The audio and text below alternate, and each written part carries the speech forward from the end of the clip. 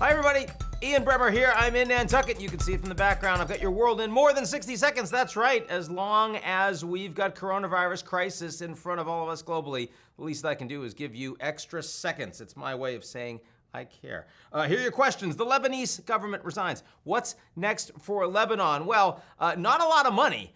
They need billions. I mean, $3 billion minimum just to rebuild the damage from the explosion, plus the billions because their economy is in free fall and their banking system sucks and their sanitation system doesn't work and they're massively corrupt. And the humanitarian UN conference has thrown a couple $100 million at them, but nowhere near the billions they need. That requires major reform, which is being demanded by the people and the IMF.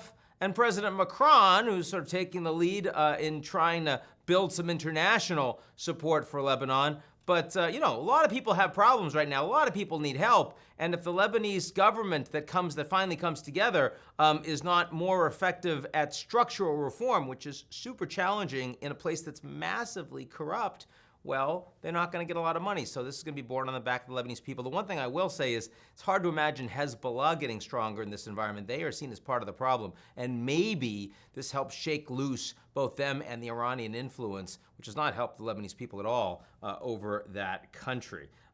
Next, what does Jimmy Lai's arrest mean for Hong Kong and the U.S.-China relationship? Oh my God, did you see Apple Media in Hong Kong? I mean, the Chinese are not kidding around. I mean, they sent hundreds of police to arrest him and many of his co-workers and partners and take all of their files, hard and soft, out of that office building. This is ostensibly because he's engaged in traitorous behavior with foreigners, God forbid, supporting the democracy movement of Hong Kong against mainland China. This new national security law is the end of the one country, two systems commitment that the Chinese government had made. They do not care. They are massively more economically powerful than Hong Kong. And if that means that Hong Kong can't serve as a global financial center anymore, so be it. It is leading to a lot more backlash against China from the United States, from the UK, from Australia, from a whole bunch of countries around the world. And Xi Jinping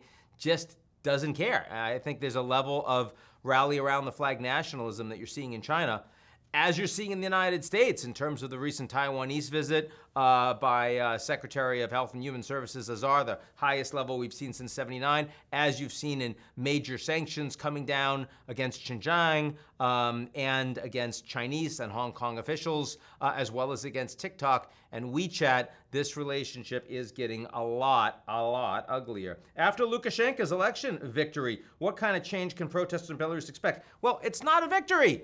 Washington Post is saying it's a victory, too. I'm seeing all this mainstream press saying that Lukashenko won with 80% of the vote. No, it was illegitimate. They stole the vote. There were irregularities. Opposition members were jailed. The opponent of his is now has fled the country after being threatened and after being detained for 7 hours, and her children. She's in Lithuania. Lukashenko is a dictator. He did not win legitimately. There's been lots of protests on the streets. There's been some violence. There's been a lot of detention from the government and from the army. And the opposition leader has said that she does not want anyone to protest. Please go home. She fears for herself and her family's safety, but also fears for the country because the willingness of the Belarus president to use violence against his people is clearly unchecked.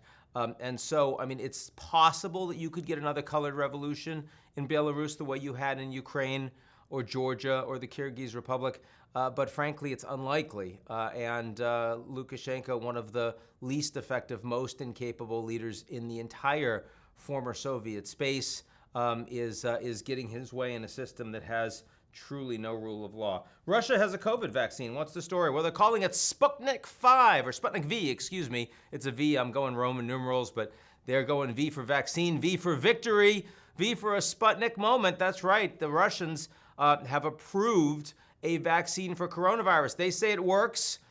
They say there are only limited side effects. Putin says one of his daughters has actually taken it, but it hasn't gone through phase 3 trials. Certainly no advanced industrial democracy would in any way support it being taken by a broader population. We don't know how effective it is. We don't know the longer-term impact on the population in terms of side effects. Can cause more damage than it actually resolves. A dangerous thing, the fact that the geopolitical environment is completely dysfunctional while we have this big crisis, just shows you, I mean, what we want is the epidemiological community and governments working together to build vaccines that can be transparent with data that's shared for everyone all over the world. That's how you get out of this economic crisis. Instead, we've got vaccine nationalism with the Russians and Putin wanting to run a victory lap on the back of his own people. Not the first time he's done that, but perhaps the most dangerous. We'll see what happens going forward. But for now, the Russians are taking a vaccine that you would not want to wish on your friends or enemies. So that's it for this week. I'll see you all real soon. Be good.